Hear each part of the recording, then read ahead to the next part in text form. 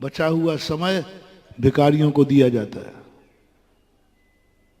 अपाहिजों को दिया जाता है, पुण्यहीनों को दिया जाता है।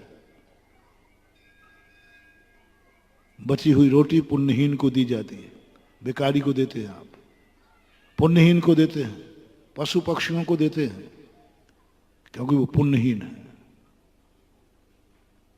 मैं पूछता हूं, आपके भगवान, आपके गुरु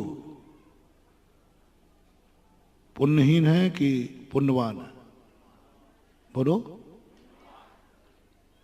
तो उनको बचा हुआ समय दोगे? बहुत बड़ी चीज है महानुभाव। मुनि महाराज को आहार करने के पहले आहार क्यों देते आप लोग? खा पी करके दे दो ना, क्या फर्क पड़ता है? पहले बढ़िया खा पी लीजिए, फिर बाद में आहार दे दीजिए, क्या फर्क पड़ता है? नहीं, खा पी करके बचा हुआ भोजन भिखारी को दिया जाता है, और खाने के पहले भोजन साधु को दिया जाता है। साधु के बाद जो खाता है वो प्रसाद है, और खिलाने के बाद जो खाता है वह भीख है। खिलाने के बाद जो खिलाता है, खाने के बाद जो खिलाता है, खाने के बाद जो खिलाता है वो भीख है, और खिलाने के बाद जो खाता है वह प्रसाद है। कितना अंतर है? क्रिया एक ही। खाने के खिलाने के बाद खाऊंगा वो प्रसाद बन जाता है, और खाने के बाद खिलाएगा वो भीख बन जाती है।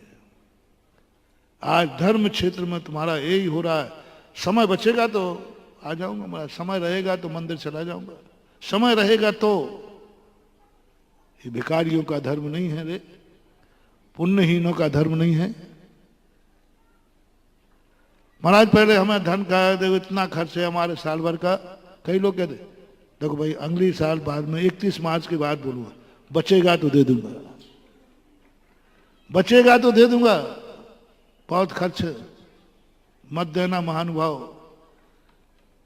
ये धर्म भिखारी नहीं है जो बचेगा तो तुम दान दे दोगे। खर्च के बाद काट करके दान कभी मत देना। खाने के बाद बचा हुआ भोजन का दान कभी मत देना। दिन भर में बचा हुआ समय कभी धर्म के लिए मत देना। इतना उन्मूलन मत करना। इसलिए ज्ञानी व्यक्ति कहता है बचा हुआ समय मंदिर में दूंगा नहीं, उठने के पहले सबसे पहला समय मंदिर में दूंगा और बचे हुए समय से व्यापार करूंगा।